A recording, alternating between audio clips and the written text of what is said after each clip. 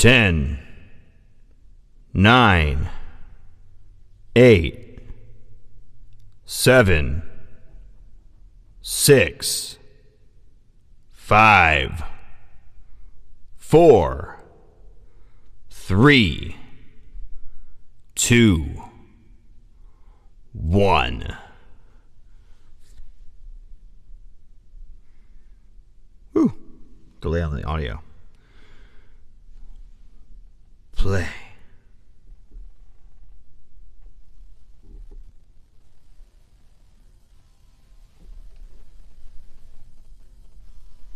See if I can get this to work.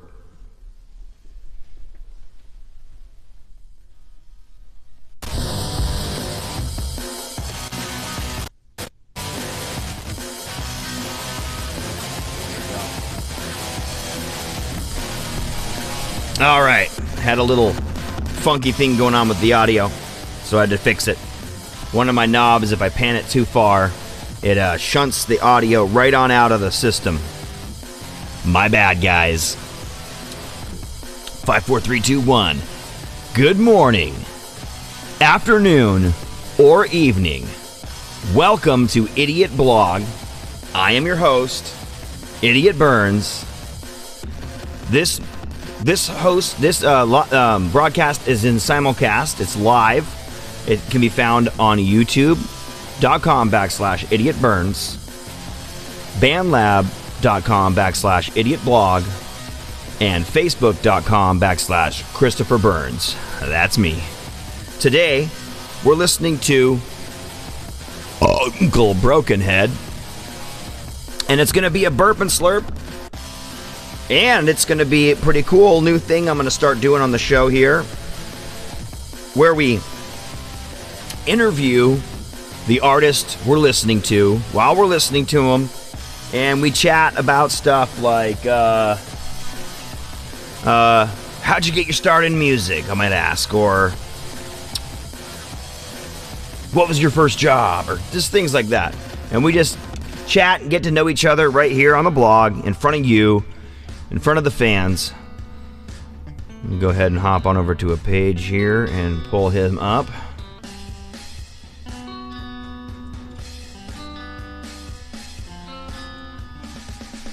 Uncle _broken_head is where you'll find him at. And we'll go ahead and double check that everything is broadcasting as we would expect in simulcast on YouTube. We know the BandLab's working, and that's been shared. And let me go ahead and double check that it's working on over at Facebook. And then I'll give him a call. You'll likely hear it ring, and then he'll pop on up. I got a nice comment from a guy named Jared Fiorillo, or Fiorio, maybe. He married somebody that I went to high school with. Chang Wei Ye. Props to you, because that's a cool babe. Calling women babes. He must be a sexist motherfucker. But she's cool, so that's all I got to say about that. She's one of the awesome ones. So, he said, I admire your passion for the blog. Well, thank you, good sir. Let me go ahead and double check that everything's working, and I can okay it for kids and turn on the live chat for the blog for anybody who might have any questions for who we call today and who we're listening to, or anything else like that, or might go ask him how big his dick is, or something, some bullshit like that. And then I gotta go, how many inches, bro? How many inches you got? And he'll say 6 strings, 8 strings. I play a banjo. Ukulele, man. These are dick jokes, by the way. 400 of these blogs. Thank you, Antifon, for the congratulations. Congratulatory expressions towards what I'm doing over here. This is a cool track to start off with. What an intro track, bro. I thought that was the end of the other one. Haha, that would have been funny. All right, looks like we got that going on all 3 platforms. Let's go ahead and double check that the live chat is enabled. It is. There we go. No slow-mo mode. No slow-mo mode. And let's go ahead and give him a fucking ring-a-ding-a-ling.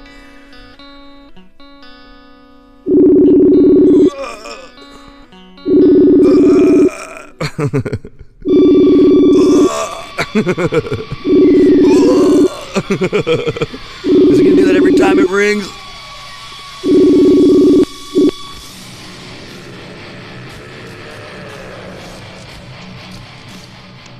Uncle Brokenhead, can you hear me?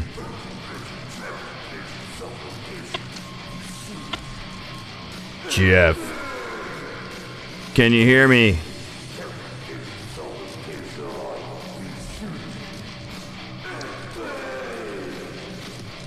Mr. Uncle Brokenhead, can you hear me?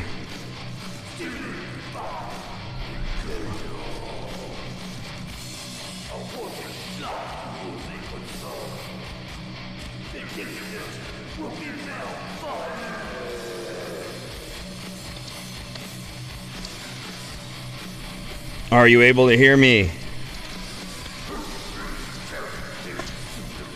Can you hear me?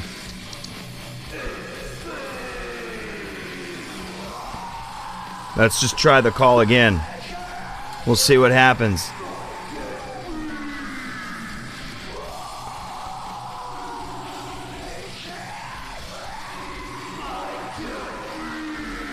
How about now? Can you hear me now?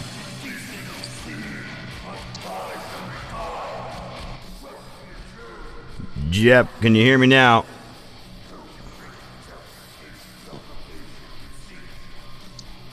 Can you hear me? What?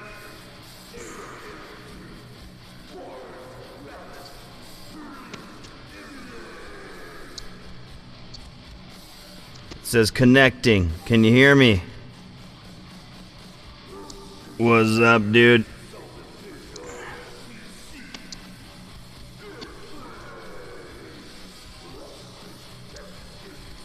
You can always try doing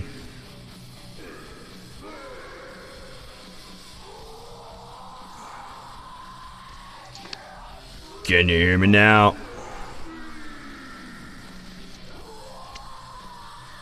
Turn off your screen mirroring.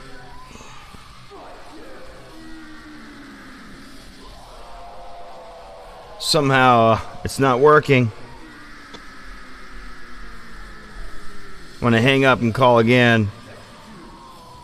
Don't know what's going on though. It's not working.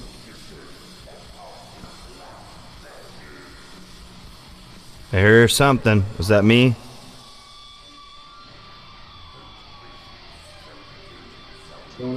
I'm right here.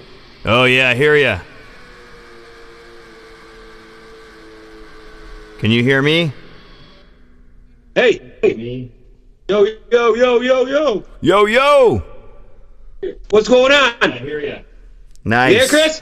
Yeah, I hear ya. Hey, we got you. Nice. You hear me? Yeah. Hey. Yo, yo, yo, yo, yo. Gotcha. Yo. I got you. What's going on? Not much chilling. You hear Chris? Yeah, I hear you. Hey, we got you. Do you hear that repeat happening? Gotcha. I got you. What's going on? Not much chilling. Do you hear the repeat happening? Yeah. That's crazy. That's weird. That is so weird. Yeah. That's crazy. Man, I think I'm stoned. That's weird. Oh man, that's crazy. That's crazy. I think I'm stoned. Why is this so man, funny? that's crazy. Crazy? I was crazy once. Crazy.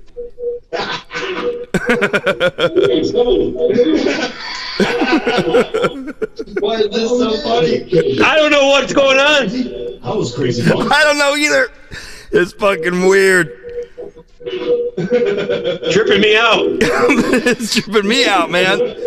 This should not be happening. Why are we in eternal echo? I don't know either. It's fucking weird. Tripping me out. All right, I'm gonna hang up. Try and see if it can work. Get it working again.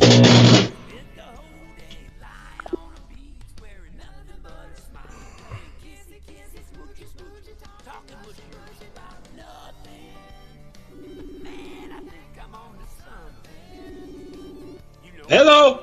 Hello. How's it going? Good. That works this time. That's a little better. That was wild. That was really wild. It had to happen. I don't know what was going on. That was just, it was crazy, wasn't it? Yeah, it's like we're repeating everything we said 8 times. Really wild. It had to happen. Whoa, still doing it. Jesus. So, Are you calling on your phone or your computer? yeah, I'm on my phone right now. I turned everything else off. I think it might have been me having too much shit on here. I think it might have been, but I don't know, because I'm wondering if maybe there's some... I'm trying a new setup here, so I was wondering if there was some kind of weird something I had going on. I'm going to turn the music back up a little bit. I was turning it off. I think it was me. Yeah, I was just turning off the it was music. me. I think Watch it was... this. Let's see.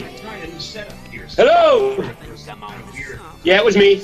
Yeah, are you listening to the blog at the same time?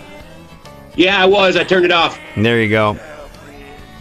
It might be that. It might be like, I don't know. It might be a couple other things going on. But I have you going through the sound processor, so you never know. There was all kinds of weird repeating things that happen. So how's your evening going? Doing all right, man. Had me a little cat nap and Yeah. warming up to mess around on BandLab for all Yeah. you folks. Yeah. Sweet. When did you get on BandLab, dude? A year and a half ago, probably close to 2 years now. Oh, shit. So I feel like I've known you the whole time then. You have. We got together pretty early with your Atomic Fate song. Which one was that? Oil spillage in the sea, pollution from the factories, turn nature to a mess, put it to the test. Oh, yeah, yeah. Your Atomic Fate. Atomic. I think it was the track that I used. I can't remember the name of it. I can look it up here real quick. Yeah. It's an awesome track, man. I was just listening to your stuff one day, and then I looked at my lyrics. I said, "Man, that'll fit." And Right. blam, first take, man. Right. That's how it goes. That's how it goes. It's usually something like that, or it's just you just like what I'm doing, right? Or I just like what you're doing. I think we have a band, right? We only have one, Broken Idiots, right? Yeah, I made that when we started doing stuff together, Right. so I could put all our music there. Nice. I appreciate you, man. I really appreciate you.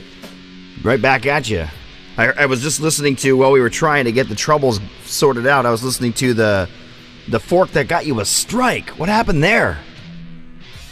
Oh, that one I got off of you? I don't know, man. What I did is I went through the Thesaurus. It's a song about revenge. Right? I got jumped about 2 summers ago, walking down the street in the ghetto here. Never fun. I got my head cracked, and I wrote a revenge song, and then I went through the Thesaurus and just changed the words up to anything crazy I could find, and I guess they didn't like it. Damn. They don't even know what they give you a strike for, man. No, I mean, unless they said they're the Thesaurus, they don't know what I'm saying. And I'm not saying anything. No, there's no cuss words. There's nothing threatening or anything like that in there. Yeah. You know?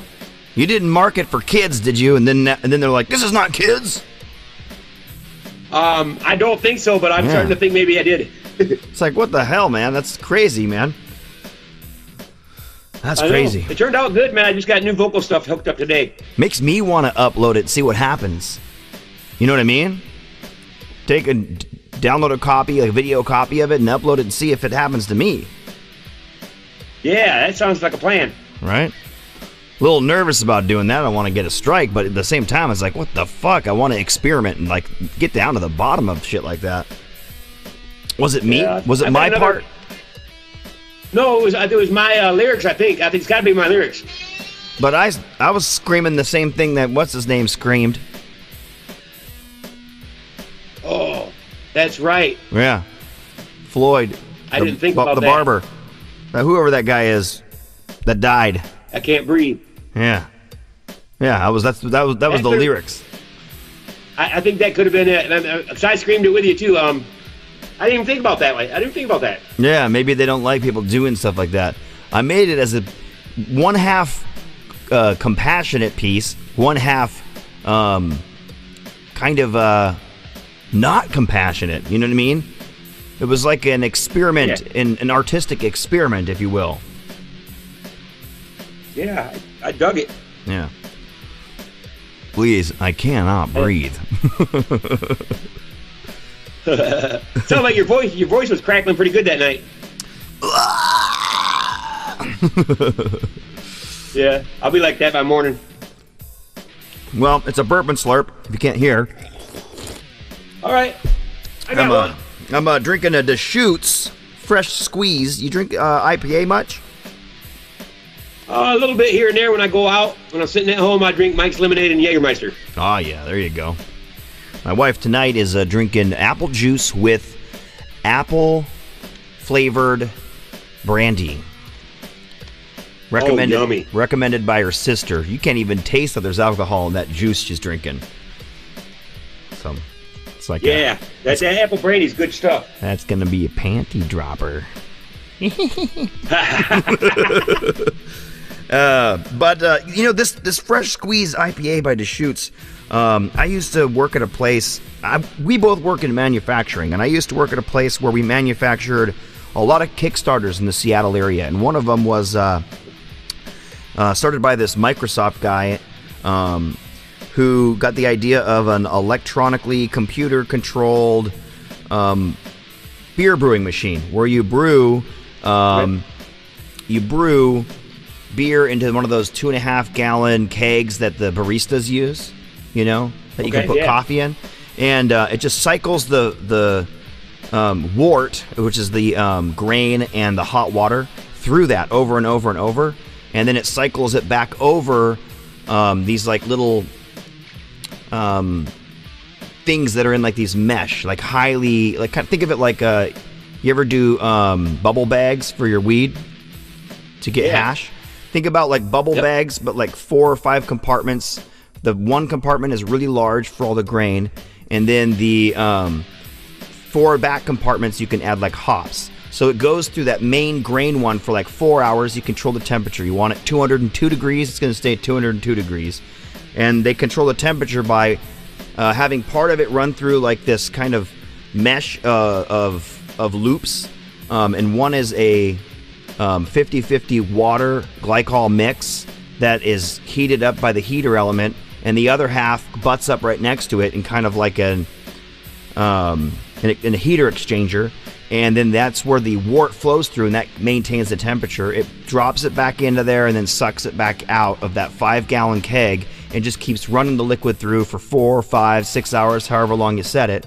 And then it will do like 15 minutes. This little spout will move, and it will do like 15 minutes over, like 15 minutes on one hop, 5 minutes on the other hop, maybe 2 minutes on the mosaic hop or something like that, and get at least 3 different hop flavors in. And I copied the recipe for this Deschutes fresh squeezed off of online, and then did it like afterwards when it was fermenting, put more hops, all of the same hops back in there to give it even more hop, and it came out like 12% alcohol. It was like a fucking, holy cow. It was equal to having a whole keg of beer in just 2.5 gallons. You know what I mean? And I brought that to a party, and we were all sloshed. We were just with a couple beers in, and we're like, what'd you do, Chris? I bet you it dehydrated you pretty good. Oh man, yeah, it was July. Oh yeah, it was crazy. That was cool though, because it was a manufacturing place, and we manufactured all kinds of things for Microsoft, things for that company. It's called Pico Brew. We did things for Boeing. That's what got me my foot in the door, because then I knew everything about what Boeing components and how they work. All the stuff inside the plane is the same as the test equipment. It's all the aerospace standards. So What about you? What kind of jobs have you had? Well, out of high school, man, I moved in with a chick. This is my baby's mom, and I worked at a Ford factory for 16. Well, for about 14 years, right? And then they closed it down here in Michigan. Damn. And since then, I've been bouncing around different stuff. Yeah, that sounds like that was a good gig, working for Ford. It was. I was driving a forklift third shift, my own boss. Nice. I love driving forklift. Yeah. Heck yeah. We don't do forklifts over there. We do. We do. I gotta take that back. We do forklifts, but it's mostly like for out on the outdoors area, just for moving stuff around on the outside. But we also do. I'm trying to think of the name of it. Not catapult. That's totally wrong. Crane. We have crane operators, and that's how most of the stuff's moved in factory. Oh, nice. So there's a whole plethora of industrial stuff you can do at Boeing like that. Not even manufacturing. I like crane. Yeah, I ran a crane, a 20,000-pound crane for a while. Yeah. These cranes, they're all up in the ceiling, right? So these guys are sitting up there on the top. They're looking down on all of us, and they run in the top area of the factory. Really cool. Like a whole other world up there. Yeah, whole other world. I went up there. Don't tell anybody. You're not supposed to go up there without a pass. I went up there and checked it out one time. They also had a lot of. They also had a lot of drive ours up there. Yeah, they also had a ton of tunnels at Boeing from back in the day. They don't really use them anymore, but I would always go down there and play my harmonica down in the tunnels. Oh, nice. Donnie Ward asks, what kind of planes do you build? I build planes for Boeing. I build 737s, and worked in the wheel well. And then I'm going to tell him real quick, I also was doing the FAA repairs. So I've done a lot of the fixing on those planes, the Maxes that were grounded. And I actually fixed that plane that did that first flight from Miami to New York last week. Oh, sweet. Yeah. So nobody died. I did it right. Sounds like a stressful job, man. I mean, you literally people's lives are in your hands. Yeah, but you know what? So are my children. Their lives are in my hand too. Oh yeah. But I think of it like this: their lives are in Boeing's hands, and if Boeing tells me to do it, then I do it. I do it the way they ask. Then I'm not accountable for it. If I do it wrong and I cut corners, then I become accountable, and I know if I'm doing that, so I can just not do that, Exactly. Right. I've built some life-saving equipment before too, but it didn't bring as much joy as building these planes. For some damn reason, when you see jets in the air all day long, you start thinking, I built all those, Oh yeah, it's gotta be a good feeling. Yeah, I had my hands on that one a little bit ago. Yeah. It's kind of cool. My kid's like, do you build those? Like, whenever he sees a plane, you build those? I'm like, yep, I did. I'll just tell him I built every plane out there. Eventually he'll start figuring. He'll figure it out eventually, and I'll be like, okay, yeah, no, I don't build the jets. That's a different guy, but. Yeah, you ever fly like a fly plane like yourself? Not yet, but maybe at some point. I also have this feeling where I like to reduce my risks. Think of it like this: if there was like a thing that could extend your telomeres, which is like the thing at the end of your cells and make you live forever, then I would definitely live like 200, 300 years because I minimize all my life risks. You know what I mean? Yeah. Yeah. Yeah. I didn't fly till I was like 35 because I was like, I ain't put my life in somebody else's hands. Right. I flew at 9. My parents took me to Maui. I liked it. Oh, wow. I've always wanted to go to Hawaii. Yeah, that was pretty cool. Gone to Mexico a few times because my grandpa was living in Mexico. He's dual citizen. Oh, cool. He's kind of a nasty guy, but he watches the blog sometimes, so I won't talk too much shit. But he's definitely nasty. He tells the dirty jokes. Hey, check this out. We're listening to Damn That River just came on. Oh, sweet. Yeah. Yeah, I can't hear the music. I'm not going to turn mine on, though, because I don't want to have the echo happening. Yeah, that's fine. I'm just going to tell you so you can go, oh, yeah, that's, I did this or I did that or whatever, Yeah, that I don't like the vocals on that. I did 2 days ago. Yeah. And since then, I have revamped my whole vocal thing and got a new equipment. Oh, nice. I wasn't happy. I'm gonna be doing vocals this year. Donnie Ward asks, Sweet. has anybody sung on my Winter Snow song? Not yet, but I have in the car a couple times.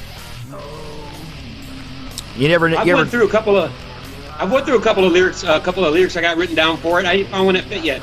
Yeah. Yeah. That's See, jamming. I usually write to the song, like I usually sit there. Every once in a while, I'll do that.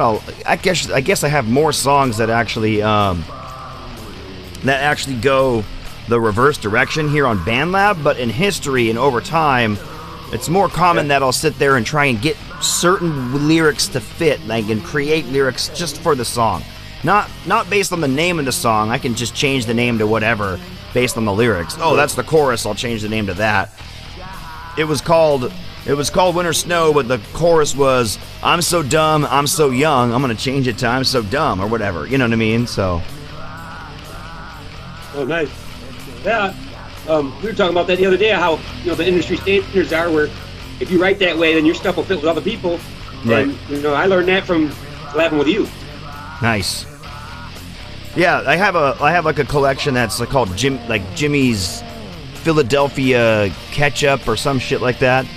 And that's like the stuff where I take lyrics that I already have written down and kind of just sing them. And then sometimes I'll just kind of sit there and kind of like listen to the part, try and sing to it, and go like, okay, I'll have to write that down. That works. Rewind it, try and sing another line. Nah, that doesn't work. Kind of like improvising, but writing it down as you go.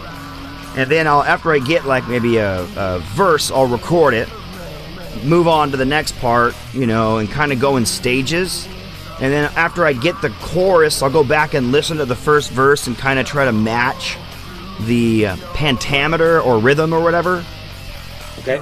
Yeah, I kind of just build off of, it's like building with Legos or something. It's okay to delete too. Like you record the first verse and then you get to the second verse and you realize, I want to re-record that first verse. It's kind of like taking apart the Lego plane because you realize you needed to add more stability because you're making it much bigger than you thought or whatever, Yeah. Yeah. Yep. I've done a couple that way. I'm just impatient. I'm really impatient, so I like to do it in one take. So sometimes when you listen to my karaoke, there's mistakes there, and I leave them in there because, for one thing, it's just karaoke. You know what I mean? I'm not... Right. But it shows that I'm human, I guess. Right. I did that one track, I want a hippopotamus for Christmas, and instead of vegetarian, I said vegetarian. I left that one because that's hilarious. Yeah, it is. Vegetarian? That could be a whole song right there. I'm vegetarian, too. I love eating them. Oh, yeah. Some good kiki. Fuck, man. This is cool. It sounds... Yeah, man, It sounds good, actually. I was surprised. I wasn't sure if it was going to work out. We had that funny glitch, so I'm glad it actually worked out. It was me. I had my TV on, Yeah. and the TV was running through the PA system. That's funny. Donnie Ward said, does it help you to start it from the beginning each time? Yeah, it does. It does. He's asking about the songwriting process, and what I'll do is I'll start from the beginning. I'll like sing the line, and then like I'll go back to the beginning. When I get that line finished, I'll sing that line and try and sing something, or try and even just imagine what I would sing, and then write it down, then try and singing it, and then try and going, and I'll end up like listening to the song from the beginning to like a 20 seconds, the beginning to 20 seconds, the beginning to, and then eventually beginning to 30 seconds, beginning to 30, like 50 times. I'll listen to the song 50 to 100 times just trying to write the lyrics. But then after that, sometimes I will just try and go the whole thing in one take, because it's like I'm trying to say to myself, is this something I could actually sing? And then other times, and other times what I'll do is I'll try and get it perfect enough in the verse. Then I'll try and sing like a second or a third copy, like double or triple the vocals, and have everything line up so that you can't even tell it's three vocals. It almost just has like Yeah, a and that- juicy sound, but you can't tell it's three of me, you know? Yeah, that's time consuming. It's time consuming, but it sounds damn good. Yeah, yeah. That's what you do when something becomes precious, you know, and you think, oh, this is gonna be something I'm gonna want to re-listen to in the car and be proud of or whatever, you know? Yeah, I've got a couple of those emotional ones. Yeah. Emos, I call them, about my kids and losing my wife and stuff. And they're just like, I don't. When I write it, I don't look at it, trying to find a genre or anything like that. I just write it, and the way it comes out is the way it goes. Yeah, yeah. Definitely, it's definitely important because that allows it to kind of be like an emotional therapy instead of just like a. Because you know what, when I'm doing the other version I was just describing, it can be really stressful. It can be super stressful, and it can be like you said, time consuming and stressful, and it's like you feel like what happens when you get 3/4 of the way through and you feel like it isn't good enough or isn't working? Then you just used so much time. You're like, oh shit. Oh yeah, I've done that. Yeah. Wasted the whole night and listen to it. Yeah, and you're like, nah, I can't, I'm not gonna delete it, but I'm not gonna care about it anymore. It can even burn you out on something that really deserves some cool improvised lyrics, right? Yeah. Yeah. I like matching stuff up. I like taking like a country song, like say Tim McGraw, and finding a Dr. Dre beat or something like that, and putting them together. It's kind of like practicing, you know what I mean? Putting stuff together. But when you get something to fit, it's really nice. Yeah. I did a Tim McGraw with that You Want Fries with That. I don't know if you ever heard that song. Yeah. With a rap beat, that's pretty cool. It's on my profile. Oh, you did it with a rap beat. Oh, yeah, see? Yeah. Which you never expect, but it works. Yeah. I took a bunch of it took me a couple times. bunch of my old lyrics too from like this kind of like punk rock-ish band I did, where I got my name from, Idiot Arsenal. I would take lyrics from it and put them on like Portal People songs and try and see, you know, is that going to work? And a lot of them would work. Now, can you play and sing at the same time? Because I have a problem with that. So anything I write, when I write it, it goes right along. You know what I mean? Like. Yeah, I can play and sing. The amazing thing is, like I used to have songs that were very time signature unfriendly. So things that are like 1 2 3 1 2 3 1 2 3 1 2 3 4 1 2 3 1 2 3 1 2 3 1 2 3 1 2 3 4 1 2 3 1 2 3 1 2 3 4 1 2 3 1 2 3 1 2 3 1 2 3 1 2 3 4. You're like, and I'm singing over it. But I recently tried to recreate some of those, and I sent one of them to Matt Dunlap, and he's like, "Fuck, I can't get it."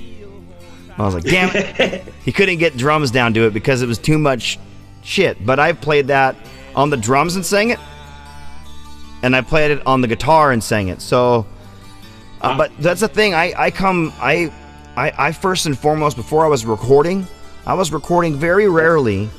Back in the day, from 99 to 2012, very, very rarely trying to record my stuff. Just the only reason I'd record it is to try and let the band hear it, or to have like a demo to sell, right?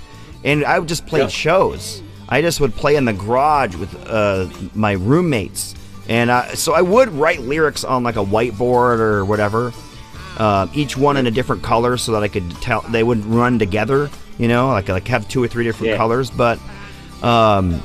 I sometimes have to have the lyrics in front of me. I'll lose them. So the problem for me is not the ability to sing or do whatever over it. It's to remember. It's to sing, play the guitar, and remember the lyrics. Because what happens is I'm trying to remember the riff, and I'm thinking about the riff, and then the idea that I use to remember the riff, like the onomatopoeias of musical creation or whatever you want to call them, the little shortcuts in my brain overtake the pathway that I use to try and remember the fucking lyrics, you know? And it doesn't help when my lyrics are like this. 11 turns the clock, gotta run now. Heart beating fast, watch it stop, go. Arthritic pain, close the door slow. Turn around, dodo there, win your chance. It's a lot of words. And it's like I gotta remember all these crazy words. Right now I can remember them, but I get playing the guitar, I'm like, oh fuck, what is it? Yeah, on top of it, you're shredding. Yeah. And I'm sweating, and there's people watching, and I'm nervous, a little bit nervous because people are watching. I'm not nervous before the show starts, but once it starts, there's this kind of energy, this kind of static Oh, yeah. energy, you know, just kind of runs through you. Just like any time when you Yeah. play in front of anybody, even if it's your mom or it's a whole crowd. Oh yeah. It's totally different. It's a totally different feeling. I mean, I've been on stage twice, and it was the most beautiful thing I've ever felt. Yeah. Oh, hey, Donnie Ward asked me if I could talk briefly about Portal People. Are you familiar with Portal People? Yeah. Yeah. What do you think Portal People is? What do I think Portal People is? Hey, we got Nick Shepard, by the way. He's over on the IdiOtBlog. He's the first guy I ever interviewed when I used to do the blogs just on the Band Lab. So that's cool that he's catching this. He said, "What's up, Uncle?" Nick? What's up, Nick? How's it hanging? But what was it? What do you think about the Portal People? What's your impression there? My impression is your music, or what do I think Portal People are? Either one, both. Well, I love the music. I've forked about every one of them, and I haven't put the lyrics down. I'm just kind of going through them and putting stuff on. But as in Portal People, I think that's probably where we came from. Somebody came out of a portal and dropped us here. Right. Johnny Ward said the collection of stoner metal is awesome, and I'll tell him kind of what Portal People is from my perspective. What it was is I started at Portal People out. I wanted to pick some really bizarre MIDI instruments and play these MIDI instruments and create songs and work on songs that maybe I already made that were metal songs or soft rock songs or whatever, and play them with these electronic instruments and just see where they went. When I did one of them, it was like a bridge chorus ending riff, right? And then that ending riff became the bridge chorus of the next one. And then the ending riff of that one became the bridge chorus. So that was like jumping from portal to portal. And then I just kept doing it. I did it 111 times. So. Oh, wow. Yeah. You sure you forked them all? There's 111 of them, bro. You probably did, though. Wow. Time travel. It is about time travel. And the reason I started doing, he asked, Donnie Ward says, I assumed it was referring to time travel, but it is referring to time travel because right before I did that, I created a few of the instruments that I constantly use in the Portal People, doing space and time. So I did space and time first, and those are kind of more funky ones. And then I started making the drums by hand and programming the drums, more weird, bizarre drums, and they became Portal People tracks. And they're just kind of an expose on music through MIDI instruments and just having fun with sounds. So I have no luck with MIDI. No luck with MIDI at all. None? No, I've tried it, and it just confuses the hell out of me. You tried to do a MIDI guitar yet? I haven't messed with the guitar. My drums has MIDI. Yeah. And this one little recorder I got MIDI, but I can't get them to work. I can't seem to figure it out. Yeah. Maybe I can help you with that. We can do a little off-air. We'll do a little chat on it or something. Oh, yeah. I get a lot of help from everybody at Band Lab. I mean, you especially. Graham of the North, man, hooked me up with told me to get an Ultra G Behringer interface. Yeah. And that's what I got now, man, for my guitars, and it's freaking just awesome, dude.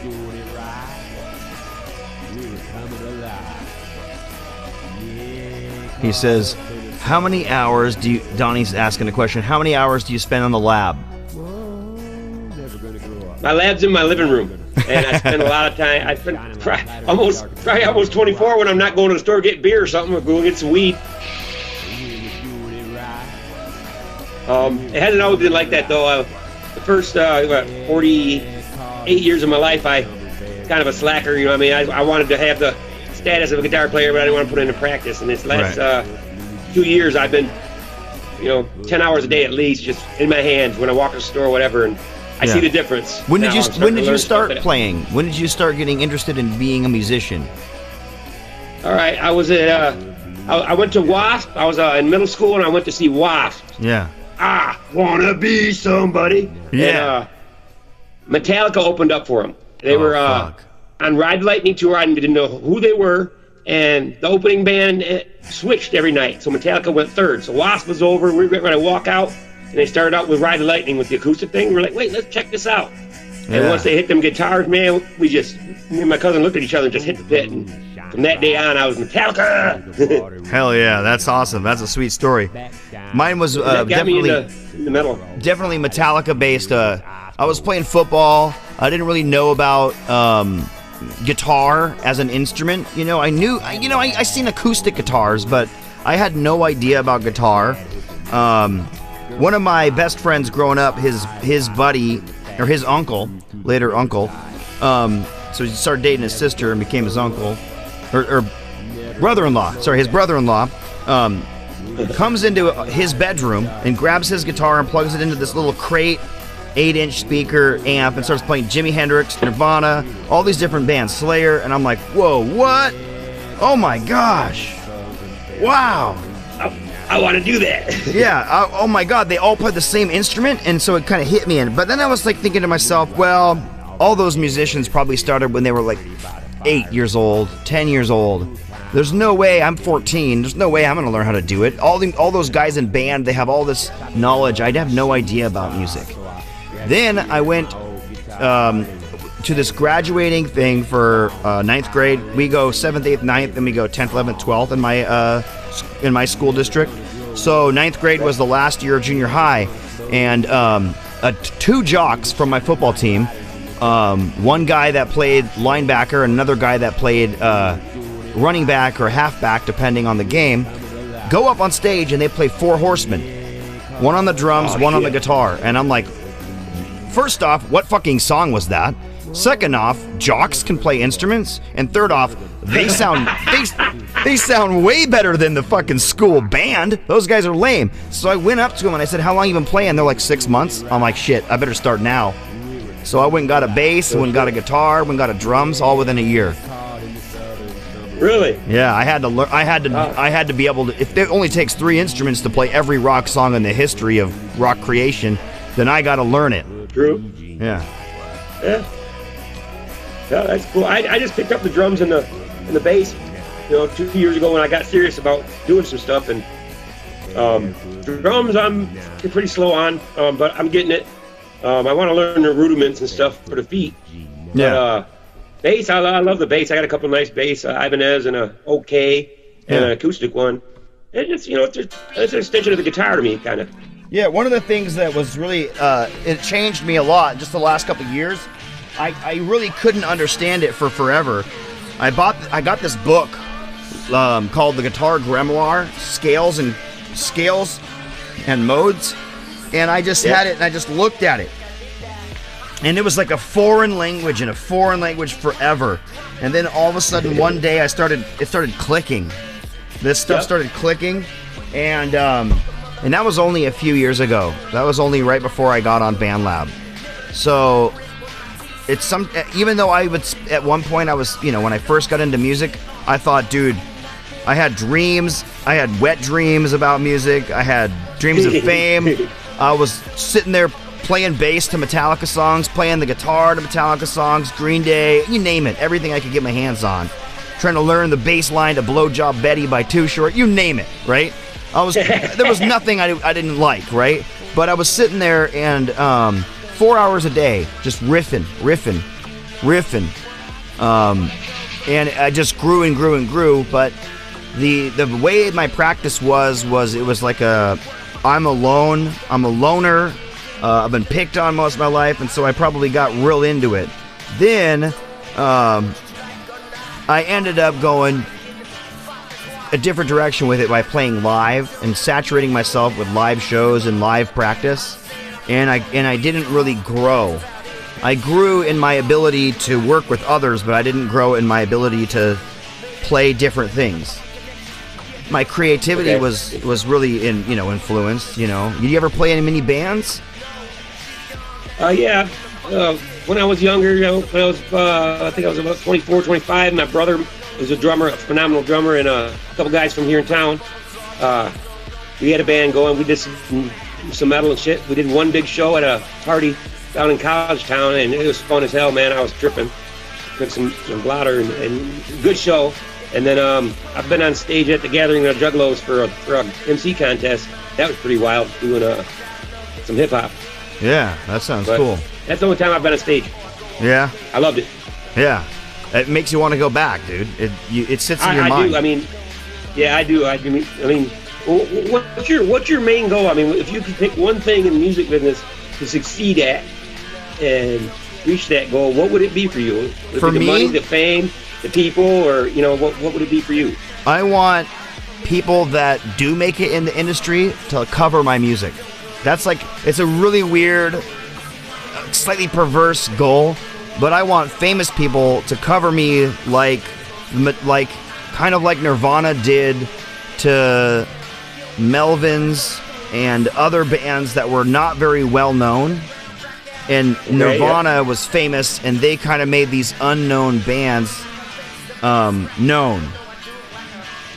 If that makes sense. Yeah, kind of like Garage Days.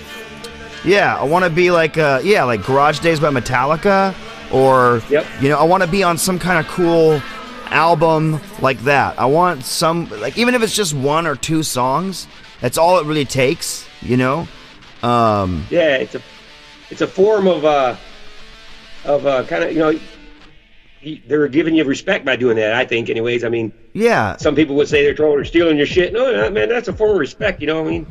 Yeah, it's kind of like when you're running a relay and you have to pass the guy, and then he has to kind of catch up, and you pass the torch back, and then you let him carry it.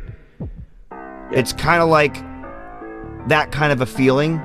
I want to have the torch passed back from someone amazing to me, even if I trip and we lose the race, or I never even complete the race, or it has nothing to do with winning for me. It has to do with I want someone who's famous or impressioning others to go, dude, have you heard this guy?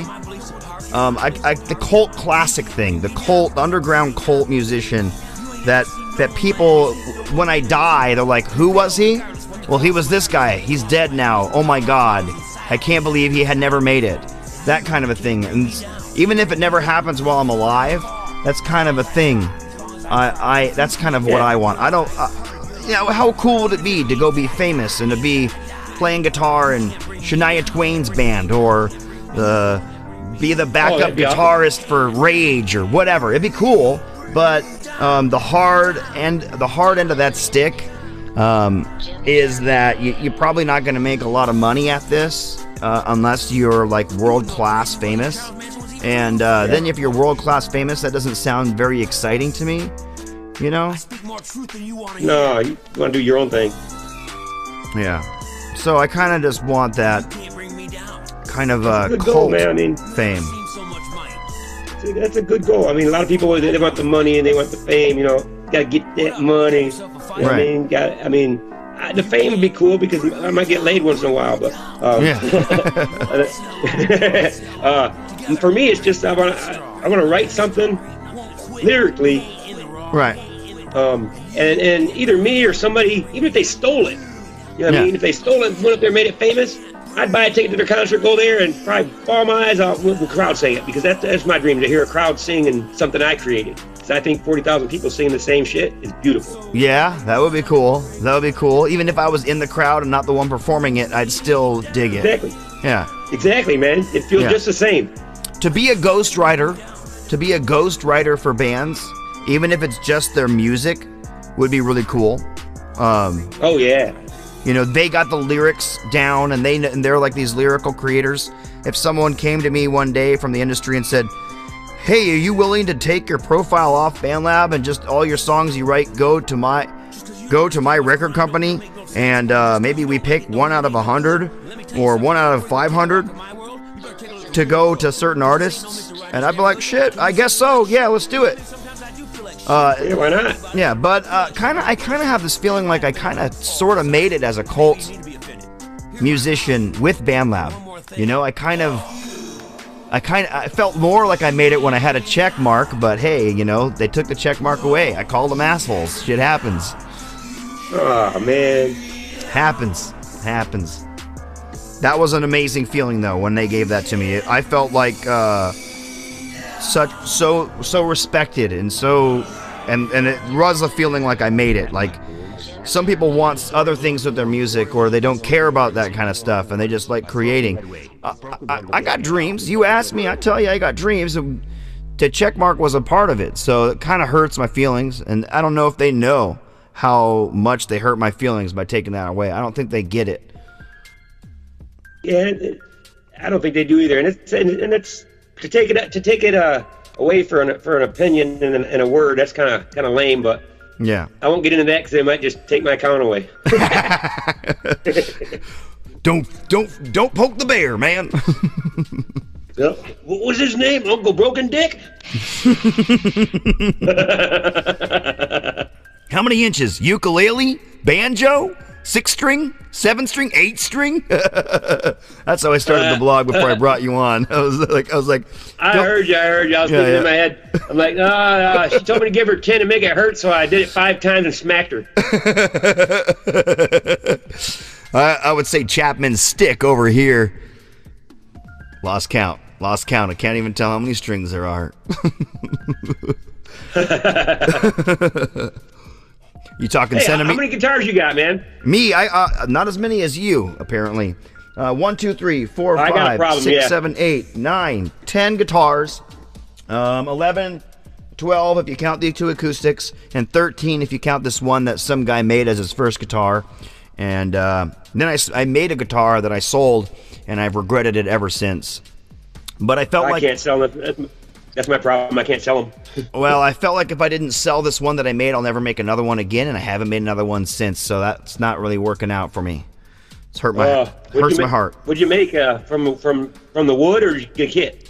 Neither. So I bought a carven neck because I wasn't going to make a neck, and then I went to this guy who cuts steel out of laser, and I brought him 2 pieces of steel and a cardboard cutout. He charged me $125 to program that into the computer, and then he cut that out of the steel.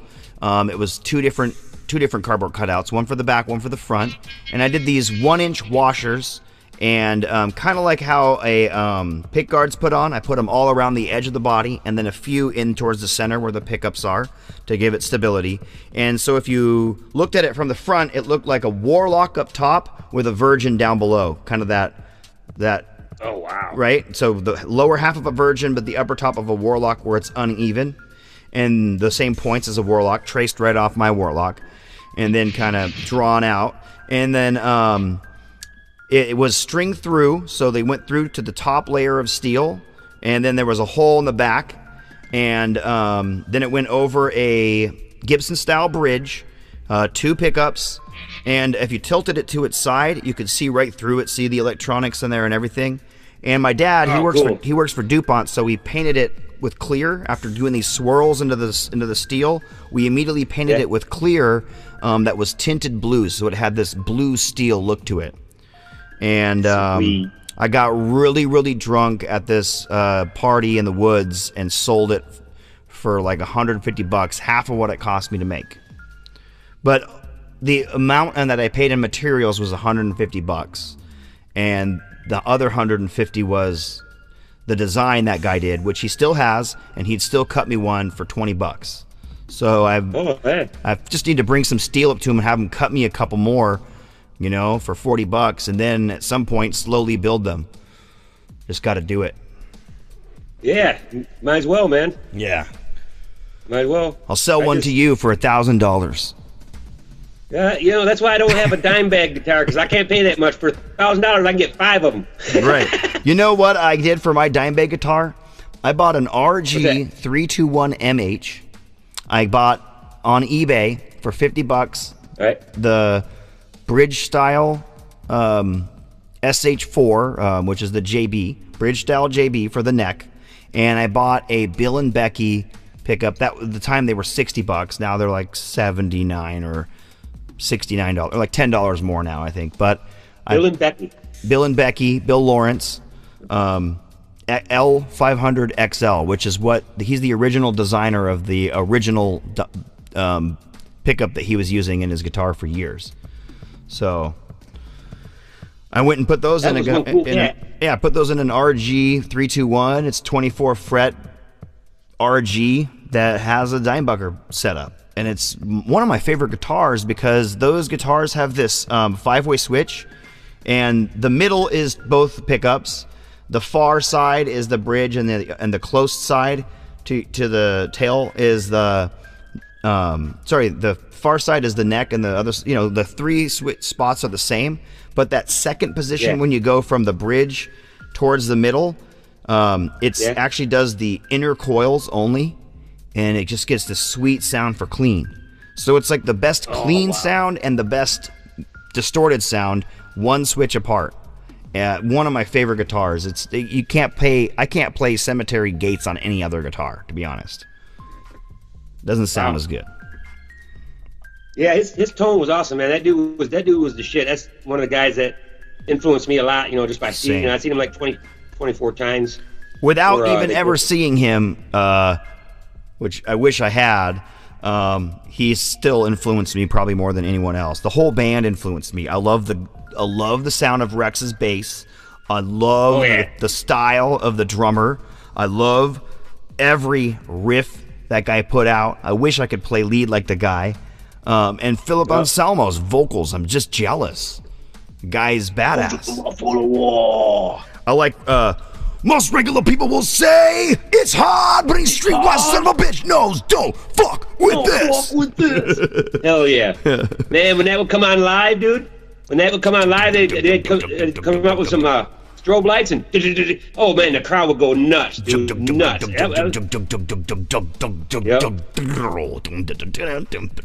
Yeah, I imagine. I wish. If I had a time machine, the first thing I'd do is go jump in front of that bullet. Oh, no shit. No shit. I'd take one for him. Yeah, women are like, if they have a time machine, I saw this meme the other day. I don't know if it was you posted it or who it was, but it was like, if women had a time machine, they go back and tell their younger self not to make these certain mistakes. If I had a time machine, I'd go jump in front of the fucking bullet for Dimebag Darrell. Oh, yeah. Who's that guy? He's famous. Yeah. Why is he famous? He saved Dimebag Darrell.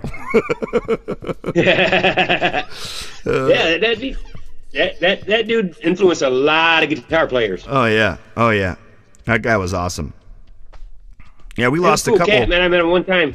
We lost a couple of people though this year. We lost Neil Peart and Eddie Van Halen, 2 amazing guys.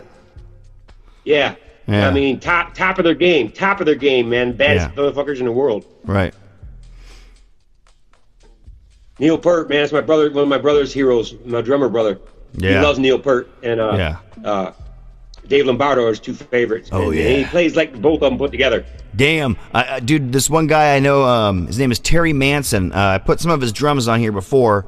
I think Donnie Ward, you used that drum track. He's on here watching right now, so I'll talk to him directly. You used that drum track called The Master Drummer, and that's the T and the M were capitalized with dots. That's because his name is Terry Manson.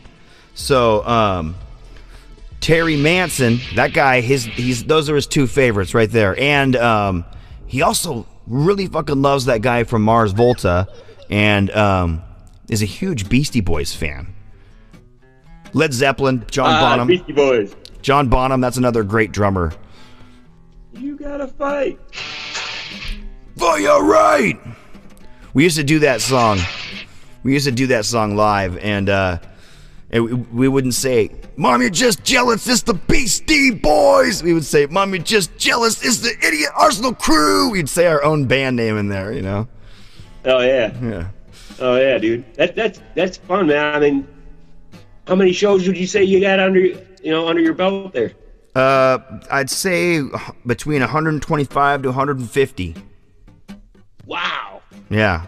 That's some good experience. Yeah. Plus, a lot of those shows were played with some common bands. Like one of them was called PMS, which meant Potty Mouth Society, and one of the members of my band was one of the members of their band, so that made it convenient. And then we roomed together, so there was lots of practice going on, hours and hours, endless hours of practice. That's where I got a lot of the studio equipment I have now, because I wanted to start a studio back then, and I've recorded those guys, and just tons of fun. Yeah, I love recording stuff, man. I didn't think about a studio until about 2 years ago, man. I was going through some shit. My daughter left me, and she kind of broke my heart, man. I was at a bad place, and I had to find something. And I saw my guitar sitting in the back, and I hadn't touched it in months. And I just picked it up, and I felt, man, I just felt. Oh, that's what you got to do. You got to get back on this thing. Puma Kid's trying to re-challenge you. He said, wait, is this the guy that said he could make anything metal? Then I stumped him with a track? Yeah, that's me, Puma, and that's one gay-ass beat, but I'll get it for you.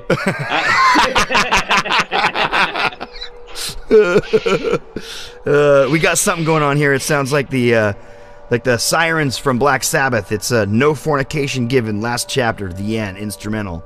That's what we're just finishing now. Oh, nice. Yeah, I can't hear nothing. Oh, I know you can't hear it. I figured we would create an echo if you could hear it, and then it was looping back to where it was playing. I knew that would be an echo, so I avoided that. I thought I was on acid. Yeah, one way I could do it. One way I could do it is if I could like turn up the thing, but I think I'll the monitors in the room, but I think I'd still get the thing going, the loop going. You know, that was right. Crazy. I'm pretty sure I heard it before, probably. Hey, what are you sipping on tonight? You said you're having a beer, or what are you doing? I got a Michelob Ultra and Mike's Lemonade. I don't have any whiskey tonight because no whiskey. I want to have a headache in the morning. I got a couple things to do out and about. My truck's broke, so I got to hoof it. Oh, you got to do the walk. Oh, you know what? Yeah. Yeah, don't drink too hard if you got to go out and take a walk. That's not going to be fun with a headache. No, I power walk when I got something on my mind too to get it done. Yeah. Usually carrying a guitar too. Oh, that's like me, dude. I love doing that. You know what I used to do? I don't do it now. I think if I did it now, I'd probably crash out, just bail and just crash. But I used to have this bike that was really well balanced, and I'd go out on Sundays. Excuse me, burp and slurp. But I'd go out on Sundays on this trail that runs from the east side of Lake Washington to the north side of Seattle on the west side of Lake Washington. And I'd get on this bike trail, and I'd bring my acoustic, ride with no hands, and play acoustic. Oh, wow. Yeah, it was fun. I'd fall flat on my face. Yeah, I think I would now. I think I got some kind of different kind of luck now. I go down whenever I do something stupid. It's like, look at me. Oh, shit. Oh, boom. Yeah, I was doing something in front of my workplace one time, and I hit like a divot in a spot where I never hit a divot, and I just went down on my face, bloody. Had to go in the workplace and fix myself up. Hey, Donnie, catch you later. Thanks for saying bye. Cheers, y'all. Later, Donnie. Yeah, that's funny that Puma Kid called you out on here. Nice try, Puma Kid. Oh, yeah. I'll send you. Oh, he's cool, man. You know, when I first started doing some stuff with him, yeah, it was kind of being a butthead. You know what I mean? And I was. Oh, yeah. I don't want to have an attitude with anybody. And then one day he told me, he's a 16, 17-year-old kid. I'm like, you know what? The next time you get smart with me, I'm going to spank you. I figured that in my head. I didn't say it to him, but he's cool, man. He's cool. But he's cool. He heard me talking some shit about, I can turn anything into metal. And he sent me this beat. I'll send it to you. It's so, I'm like, if I do it, it's going to be good, but goddamn, it sucks. Sometimes you just go, hey, man, I can tell you're fucking with me. That's what I'm saying. Yeah. I'm going to spend time on this. Is he going to use it? You know what I mean? I haven't asked him that yet. Yeah. If you're there, Puma, are you going to use it? Or are you just trying to stump me? I'll let you stump me. I don't have to spend the time on it if you're not going to use it. But if you're going to use it, I'll work it. Right. Hell yeah. I love BandLab for that reason, man. Yeah. What brought you to BandLab? How'd you find it? I was looking for a way to record my stuff, and I found Soundtrap. And I was there for about a month. I got a membership with them. I still got it because you can upload to YouTube instantly. And one day I got bored with it, and I started looking for other places to make beats and stuff, and I came across BandLab, and it was social. And I was like, oh, shit, here it is, you know what I mean? And made a profile and just went from there. And at first, I didn't know what I was doing. I didn't have a mic. I had a karaoke machine. Right. And, it sounded like crap, but everybody's still out there was supportive, man. So everybody out there in BandLab, man, Yeah, Appreciate BandLab. y'all. So supportive. You, and, you know, Grom, it's Total Android. yeah, Total Android. Jason, Jason McKinley Chastain. Jason McKinley Chastain, bad dude. Thirst. You know? Yep. Thirst. All them guys, man, have helped me out. We got a little thing going called Nuclear Nation that I guess they Thirst said it was #1 trending in underground in Southern California last week or something like that. That's cool. That's cool. I've seen you guys. We've listened to a few of the tracks on here already, so. I was like, whoa, that's kind of cool. Yeah. The funny thing is, I've done a lot of stuff with those guys too. So see, we just draw to each other in certain ways, and you know, I guess I never knew it. SoundCloud is also a social app, but it just never felt like it. You know, I would put stuff on SoundCloud and it would get like a like a year. You know, like my most likes on SoundCloud is like 5 likes. I guess if I went to everyone's inboxes and just promoted the shit out of it, I could have spammed it up, but I never cared to do that. On here, yeah, me neither. You send somebody a spam, and they are, you know, somebody that already listens to your music. You go, hey, check out this other song I just did. It's like the best thing I've done this month, and they'll go actually listen to it and actually comment. Might even be constructive comment or criticisms, you know, and things that help push you along and stuff. Yep.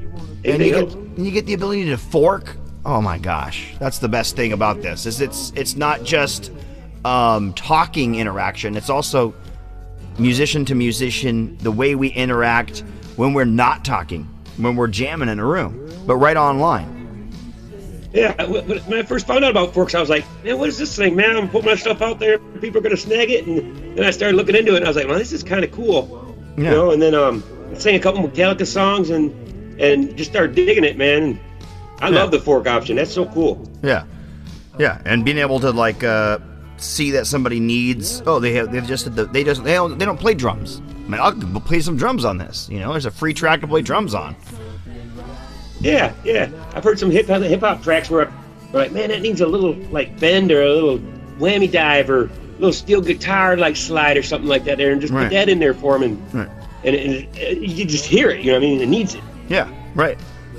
Comes from your experience /taste in music that maybe they don't even, either they don't have that instrument or they don't even think of that, and they hear it and they're like, oh shit, that's cool. And you never know how many of those forks that you do of someone else's music that they fork right back to themselves to keep a copy of it. You know, sometimes you don't even, because if they keep it private, they're just keeping it for themselves. They're like, oh, that's cool, I want to keep it. You never know if they're just keeping a copy. I do that so much.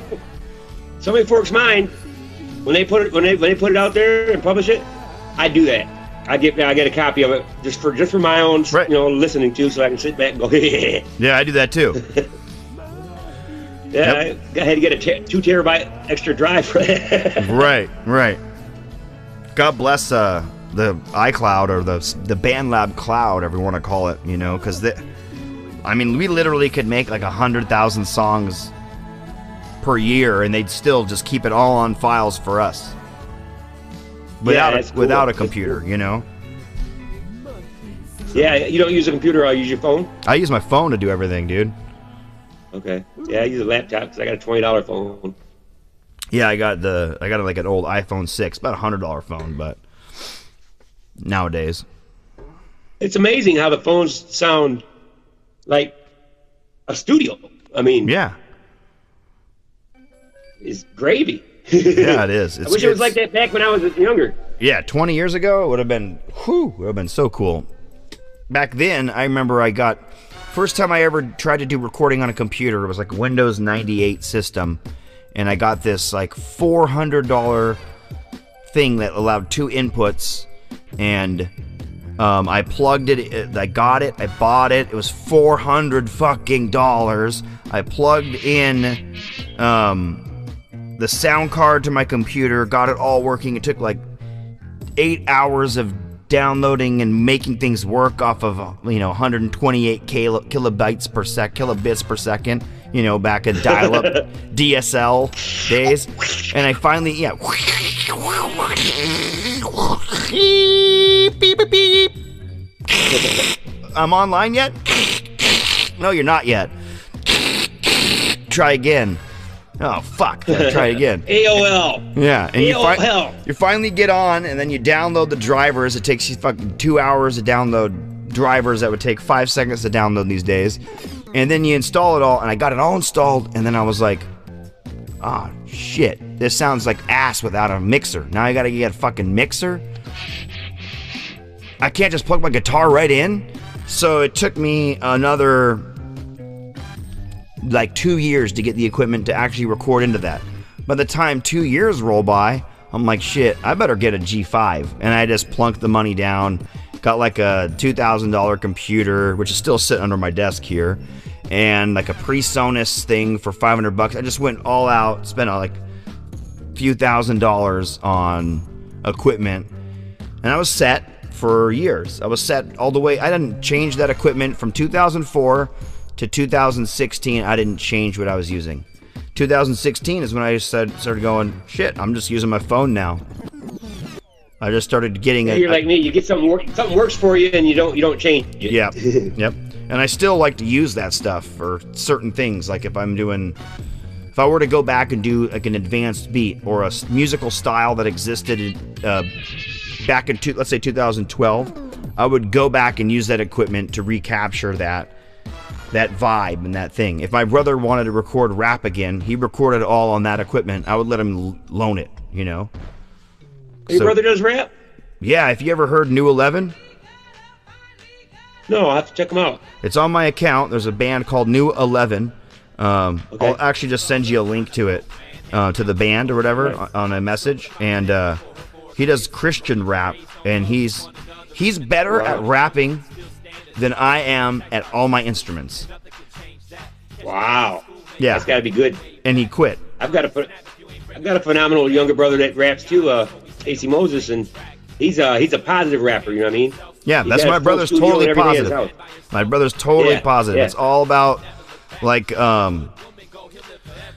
even if it's like kind of like a somewhat of a sad thing, there's a totally positive message. If it's like about being alone, it's about like looking for something else out there, or you know, it's hard to describe it, and it's very Christian. It's like saying like we rap for Christ kind of music, you know. Like I don't know how to describe it. You have to listen to it, and he does it with this guy named Ray. It's just one of his guys he plays basketball with. They both grew up playing as number 11 on their basketball teams.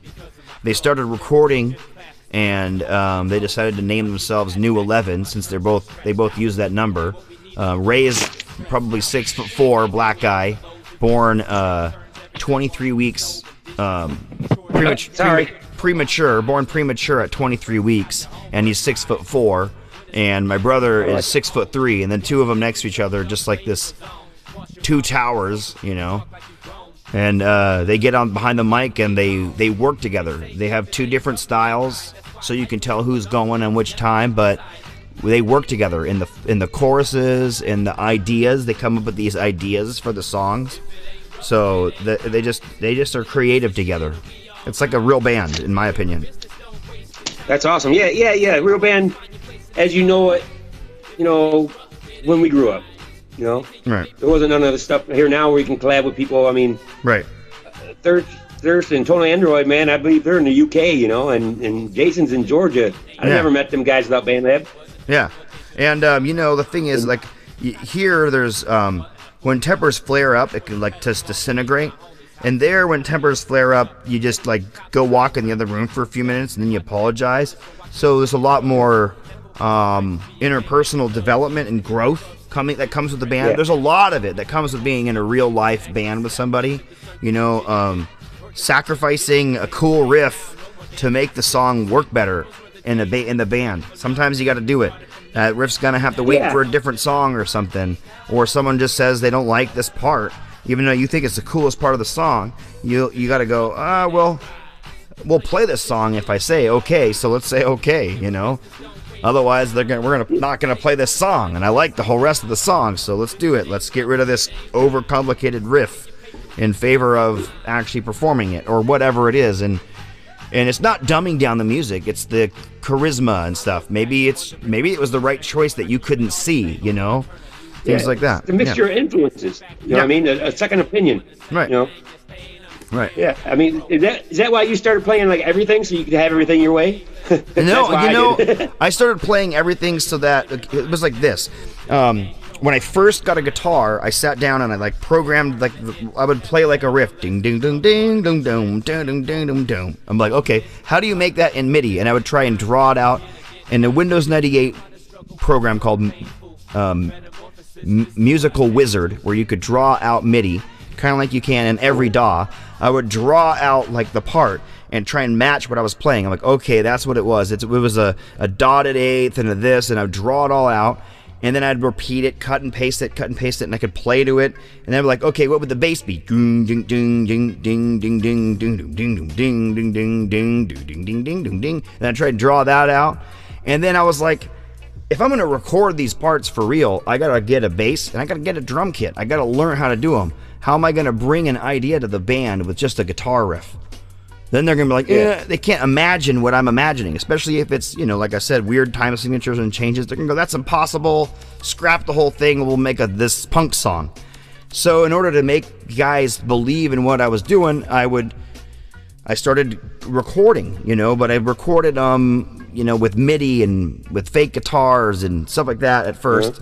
And slowly I was like, I gotta be able to replace them and make it so it just sounds good enough to be like a demo, and these guys would be like, okay, let's try and learn that song and make it better sounding. And it was like to serve the purpose of bringing music to like my friend Tim Coots or somebody else, and them actually hear it and go, oh, I can imagine us doing that, instead of them like hearing the MIDI and going, that sounds like a Nintendo game, let's make a real song. So it was kind of, yeah, exactly. It was like me trying to find a way to get it all working. And you know what I did? I did idolize guys like Foo Fighters, David Grohl, and Nine Inch Nails, who were popular in that time, because I was starting in like late 90s, and those guys were becoming famous. And I didn't realize that Prince was already doing it for a long time. But I was thinking to myself, like, these guys are like musicians who play every instrument. If they can do it, I eventually could do it. I could be as good at every instrument as they are, and I could make a whole album, and then I would just have some guys come play with me. So I didn't know how it was going to go, but I definitely knew that not learning them wasn't going to allow me to do that, so let me learn them, And then I found out the second album I ever owned on my own was Prince's Purple Rain. And I found out that he did like all the instruments on that album, and I was like, oh shit, no wonder I like it. It's totally self-centered, and it's totally one guy's idea come to life. So you're a narcissist too? Yeah, I was born that way. All right, narcissists unite. Well, that's probably why I like Trump. He's a narcissist. I identify with him. I liked him for about 5 minutes till he got on his Twitter account. He got elected. I was like, oh, maybe this dude's gonna do something. He got on his Twitter account and showed his ass, and I was like, oh god. Well, they finally banned him today on Twitter. Did they? Yeah, they won't let him post anything anymore. Jesus Christ! They're like, you're not the president anymore. You can't post. People are too butthurt about stuff. I mean, yeah, I liked him because I hated Hillary. I liked. Oh yeah. I didn't mind the idea of Bernie. I wanted to see what he would do, but he just totally started sucking on Hillary's nipples. So I was like, well, fuck that guy. I'm taking the pin off my hat.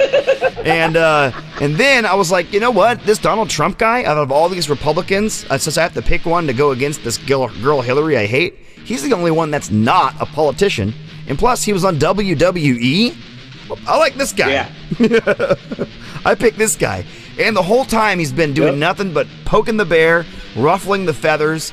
It seems that every politician hates him, and I hate every politician. So I was like, I kind of like the guy. Now, if he's not in office anymore, I'm just going to go back to hating all the politicians again.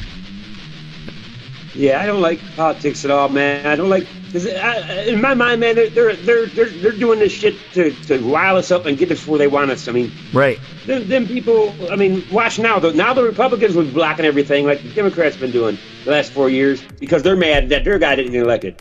For me, that's bullshit. Well, also, how else are they going to get money from the fucking lobbyists if they don't cave and do what the lobbyists asked? And that's what they're there for. Yeah.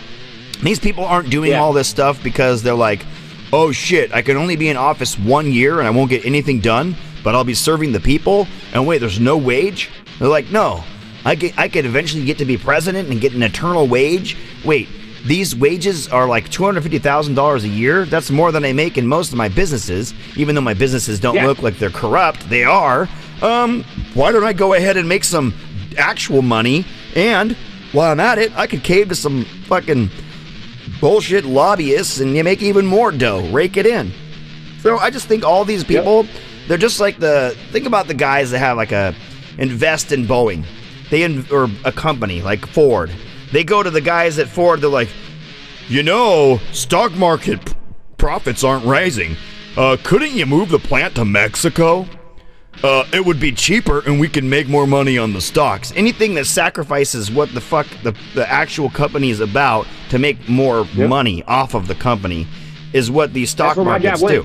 Exactly. I know. I'm talking. My dad went to Mexico because of NAFTA. Exactly. And a union luckily protects my job and some subsidiaries from the company, plus the fact that if it was in that country, there's a lot of reasons why Boeing can't move like a car company can. So lucky about that. Yeah. But they definitely can't move them to China, tell you that, because it would just get stolen. We have like in the last 15 years, we had 2 million documents stolen from China, by China. Jesus. So they're trying to copy our planes, right? So they're definitely not going to make them the way we make them. And if we moved our manufacturing over there, it would get stolen even faster. So we can't do that. It's it's not like a car where anyone can build them, kind of thing. I'm not saying anyone can, because as we can see now in hindsight, no, not everybody can. The quality goes down when you move them to Mexico, and people don't want to buy them. Boom. Yep. So you're shooting yourself in the foot, but they're like, but the stock market went up. The stock profits went up. We see profits go up. That's all these politicians are. They're doing the same fucking shit with the budget. They're not trying to see how to make the budget effective. They're trying to see how to make the budget make them money. Like, what the fuck? Yeah. How do I get my Uncle Bob to get money from me being a politician? It's like my landlord. They're the same way, where we're gonna have to cut down a bunch of trees and do these services. Well, we'll pay ourselves to do them, and we'll pay our brother's company to go do them. Stuff like that. Yep. It's just top dollar too. It's it's a corruption of stuff. It's all it is. It's just a massive corrupt bunch of bullshit. I've always hated politicians. I got songs like "Fuck the Politician." And I kind of just almost liked Trump just because of the fact that all those politicians that I've hated for so long hated him and couldn't stand that he was in power. I felt like he had to be doing something right that they don't like. I heard a Chinese financial advisor say it's like this: you go to a guy in America and you say, "Here's a wad of cash. Do it how I want." And he goes, no. And so you just pull out another wad of cash, and eventually after a certain amount of wads of cash, the guy caves and does what you want. And they don't like Trump because he doesn't care how many wads of cash you pull out. He's going to stick to his guns and not do it if he doesn't want to. Yep. That's what pissed these people off. He was unlobbyable. He ran with his own chutzpah. They just hated it. They hated it. They just hated it 100%. That's why I liked him. I just want to see more politicians like that get into power. He might have been all right if he didn't have the thing I do when I get mad, the diarrhea mouth, where diarrhea mouth, yeah, off whatever the hell he wants. Yeah, without the diarrhea mouth, people might have liked him, but I think they wouldn't have. I just think they would have just kept calling him a racist. They would have kept I don't know. They just would have hated him still. They would have found the fucking media is all bought or whatever. They just would have found a way to make him look bad. They still can't shut up about him. Yeah, he's on his way out. They still can't shut their holes. I swear, Biden's going to be in office for 4 years, and they're going to keep talking about Trump. Trump is going to get sued again. You're like, we don't care. We didn't care when he was in office. They'll get bored. They'll get bored, and they'll turn on Biden if he starts messing up. I'm sure. I don't know about him. I'm sure they will, because he's so easy to pick on. He's like. I don't know how to describe him, but he's like that. He's like that guy that got elected because his into like the high school into the high school leadership crew or whatever, because his brother was the leader 2 years before, and then he gets in there and you're like, alumni. Yeah, and you're like, oh, this guy sucks. He does nothing. This guy's bland. There's nothing about this guy. It's just gonna be like, you know, like, it's like he's like porridge. It's like just like a bland porridge with no butter, no sugar. It's like, fuck.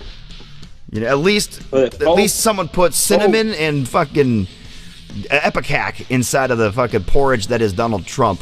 Makes you want to vomit and eat more. Yeah, and a little bit of habanero. And it burns coming out. Damn. It's getting me all three ends. He's gonna get you going. Fuck. You get Trump, man. He had no chance. Yeah. I mean, he had a slight chance. But the Twitter thing, man. If I was in his cabinet, I'd have shut that shit down that first week. Yeah. You ain't on Twitter, man. Give me that. He goes into the bathroom and he's like, "Oh shit, where's the phone? Damn it, he's doing it again."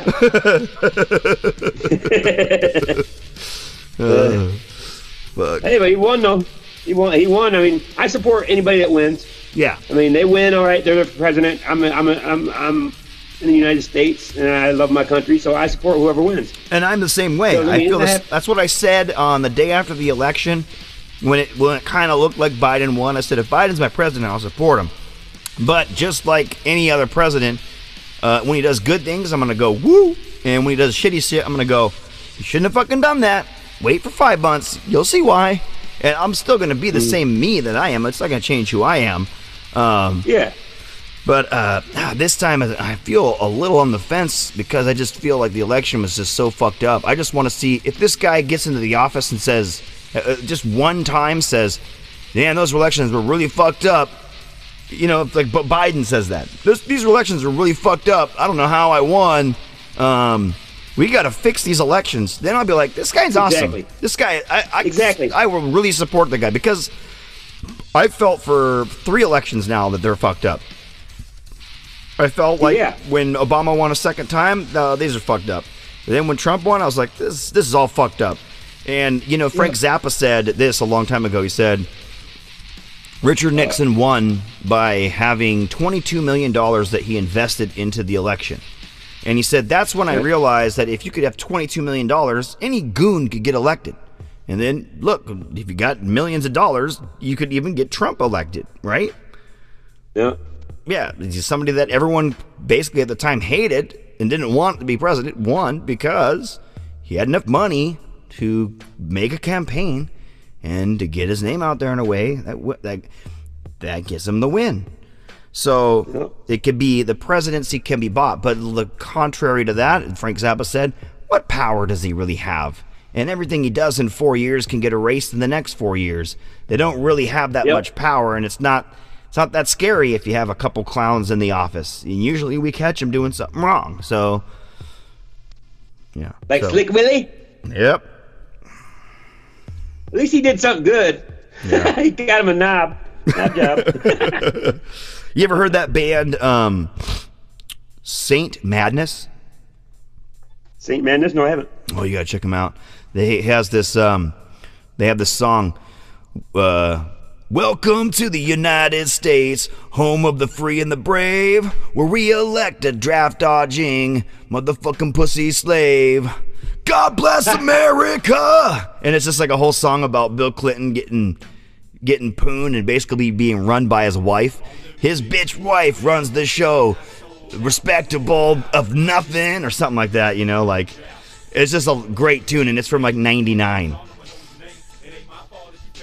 It's still out, man. relevant. Send me a link. Yeah, I'll send you a link. I'll send you a link to those 2 things that we were talking about. My brother's music and them. Hey, man, we hit an hour and a half. That was a pretty cool show, dude. That was fun. All right. Anytime, man. Yeah, dude.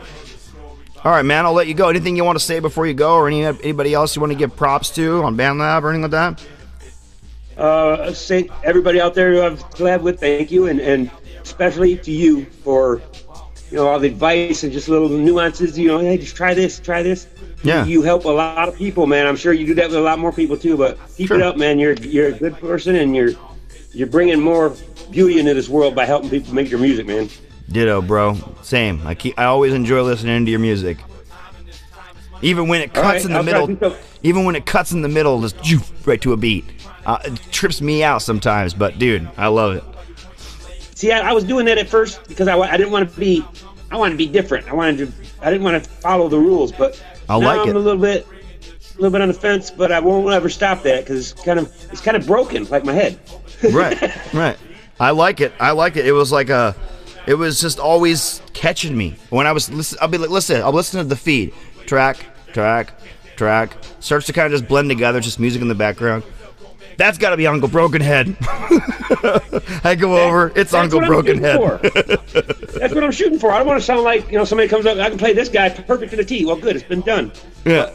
I want to be, I hear that. That's that broken-headed sumbitch. Yeah, it's like I bought a Jimi Hendrix cover album. It was a bunch of the guys from the grunge era, and they tried covering Jimi Hendrix like to the T. Late 80s guy and early 90s guys, and it was like, this is boring. I already heard all of these versions on the Jimi Hendrix album, and he sounded better than you guys. Less produced. Why didn't you guys have fun with it, And that's what we do. We guys like me and you, we like to have fun with it, to take it weird places, Exactly. Yeah. It keeps me busy. I mean, yeah, I'm sure you're pretty busy. You got the family there. I don't have them here anymore, so I got to find something to keep me busy, and music is what I chose. Yeah, music it'll keep you healthy. It'll keep your mind right when it needs to, so. Yep, and you get them feelings out of you. It's not festering inside you anymore. You put them out on paper and put them out there. It feels good. Yep. Yeah. Oh, dude, it was great talking to you. I'm so glad you were willing to do it, and it was awesome having you on the show, man. All right, thanks a lot, man. It was an honor, man. Number 400, thanks a lot. Congratulations on 400, dude. Oh, yeah. Thank you. Hit me back at another 400 if I don't jump back on another time, but I'll be there for 800. Sure. Sounds good, dude. Later, dude. All right. Take it light, man. Later. All right, you guys. That was Uncle Brokenhead. We had a blast of a time doing the interview with him. I hope everybody enjoyed it. I was distracted in conversation, so I don't exactly know how much was going on in the feed there. But, yeah, I hope everybody enjoyed the show. IdiOtBlog 400. Can't believe I've done that many of these damn shows. And a good majority of those are now been done live in front of you guys. So not that they weren't live before, but they've been live with video. And I'm hoping to continue to do this chat. So if that's something you're interested in, please reach out to me at IdiotBurns account on BandLab, bandlab.com/IdiotBurns, or feel free to find me at facebook.com/ Christopher Burns, and feel free to friend me on there. Go, hey, I'm from BandLab, and yeah, it'll be awesome. We'll do one of these once a week if I can get it to swing it to work, and yeah. So everybody, hope you have a good night. Keep making music, and keep it real, you guys. Catch you on the flip side, motherfuckers. Late. Have a good night, guys.